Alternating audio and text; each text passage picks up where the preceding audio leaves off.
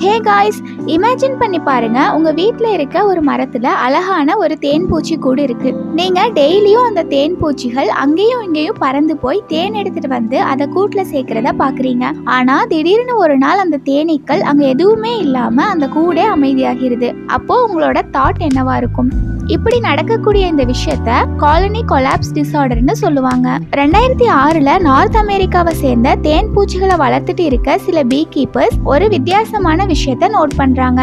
எப்பயுமே சுறுசுறுப்பா இருந்த தேனீக்கள் தேனை சேகரிச்சுட்டு வந்து அங்க சேர்த்துட்டு இருந்த ஒர்க்கர் பீஸ்னு சொல்லப்படக்கூடிய தேனீக்கள்ல அதிகமான அளவு தேனீக்கள் காணாம போயிருக்கு. அந்த கூட்டுல மிச்சம் இருந்தது ரொம்ப சில தேனீக்கள் மட்டும்தான். முதல்ல இது சாதாரணமா அங்க மட்டும்தான் நடக்குது அப்படின்னு நினைக்கிறாங்க. ஆனா அதுக்கப்புறம் தான் தெரியுது இது உலகம் முழுக்கவே நடக்குது அப்படின்னு. இந்த தேன் பூச்சிகள் பாலினேஷன் ப்ராசஸ்ல ரொம்பவே முக்கியமான இடத்தை பிடிச்ச ஒரு உயிரினம். அப்படி இருக்கக்கூடிய இந்த தேனீக்கள் தடயமே இல்லாம எப்படி காணாம போகுது அப்படிங்கிறது தான் அங்க இருந்த சயின்டிஸ்டையும் தேன் பூச்சி வளர்க்குறவங்களையும் ரொம்பவே குழப்பமடைய வைக்குது. அது மட்டும் இல்லாம அப்படி இந்த தேனீக்கள் எல்லாமே மொத்தமா எங்க காணாம போகுது, அதுவும் ஒரே டைம்ல அப்படிங்கிறது தான் மிஸ்ட்ரியே.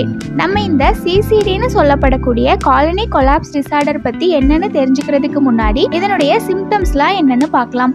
இது நார்மலா நடக்கக்கூடிய ஹைவ் லாஸ்னு சொல்லப்படக்கூடிய, அதாவது மற்ற காரணங்கள்னால, ஏதாவது தேன் பூச்சிகள் இறக்குறதுனாலயோ இல்ல வேற ஏதாவது காரணங்கள்னாலயோ நடக்கிற மாதிரிலாம் இல்லாம இந்த சிசிடில அந்த மொத்த தேன் கூடுமே கம்ப்ளீட்டா அமைதியாகிறது. தேன் கூட்டுல இருக்க அத்தனை தேனீக்களுமே மொத்தமா காணாம போயிருது. அதுல மிச்சம் இருக்கக்கூடியது சில சின்ன சின்ன தேனீக்களும், அதுக்கப்புறமா ஒர்க்கர் பீஸ்ல ரொம்பவே கஷ்டப்பட்டுட்டு இருக்க சில தேனீக்களும், குயின் பீன்னு சொல்லப்படக்கூடிய ராணி தேனியும் தான் அந்த கூட்டுக்குள்ள மிச்சம் இருக்குது. தேனீக்கள் எல்லாமே திடீர்னு காத்துல மறைஞ்ச மாதிரி காணாம போயிருதுன்னு சொல்றாங்க.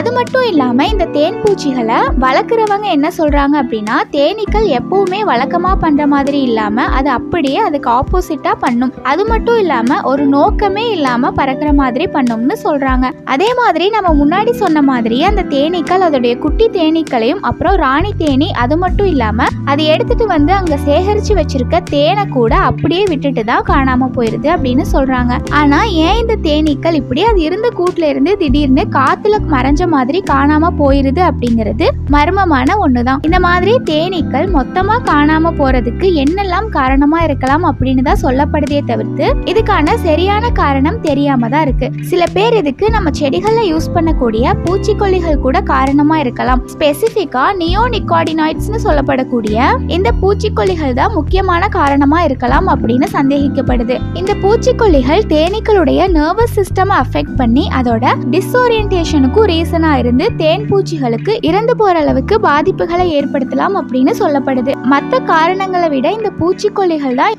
இந்த இன்சிடென்ட்டுக்கு முக்கியமான காரணமா இருக்க வாய்ப்பு அதிகமா இருக்கு அப்படின்னு சொல்லப்படுது. இதனால தேனீக்களுடைய மெமரி பவரும் குறையறதுக்கு வாய்ப்பு இருக்கு அப்படின்னு சொல்றாங்க. 2013ல் யூரோப்பியன் ஃபுட் சேஃப்டி அத்தாரிட்டி பண்ணின ஒரு ஸ்டடியிலையுமே இந்த பூச்சிக்கொல்லிகள் பூக்கள்லையும் இருக்கிறதுனால இந்த தேனீக்களுக்கு பாதிப்புகள் ஏற்படுத்துறதுக்கு வாய்ப்பு இருக்கு அப்படின்னு சொல்லியிருக்காங்க.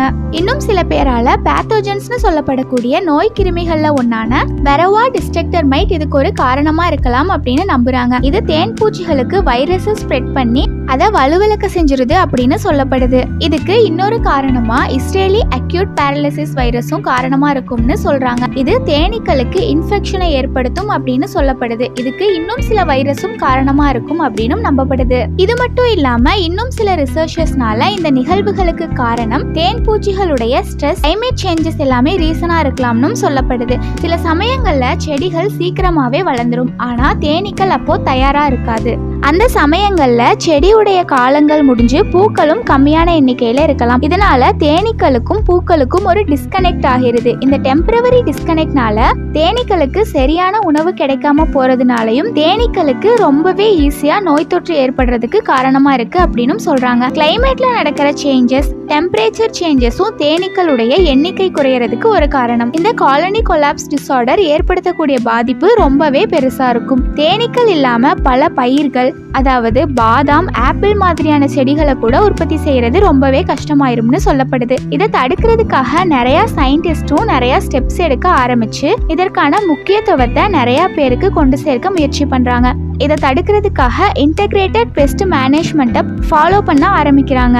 அப்புறம் தேனீக்களுக்கு ஏற்ற மாதிரியான வாழ்விடங்களையும் தேனீக்கள் இருக்கிறதுக்காக உருவாக்குறாங்க. இந்த மாதிரியான ஆக்டிவிட்டிஸ் எல்லாம் நல்ல பாசிட்டிவான ரிசல்ட்ஸை தான் கொடுக்குது. இந்த இன்சிடென்ட் 1869 தான் முதலா ரிப்போர்ட் பண்ணப்படுது. அது மட்டும் இல்லாம 1906 யூகேல இந்த மாதிரி நடந்ததாகவும் சொல்லப்பட்டிருக்கு. அதுக்கப்புறம் நிறைய இடங்கள்ல இதே மாதிரியான நிகழ்வுகள் நடந்ததாகவும் சொல்லப்படுது. 1918 1919 யுஎஸ்லயும் நடந்திருக்கு. இந்த தேனீக்கள் காணாம போகிற நிகழ்வோட கதை இன்னும் முடியல. இது ஒரு மர்மமா தான் இருக்கு. இத பத்தி நீங்க என்ன நினைக்கிறீங்க அப்படிங்கறத கமெண்ட்ஸ்ல சொல்லுங்க. மறக்காம நம்ம சேனலை சப்ஸ்கிரைப் பண்ணிடுங்க.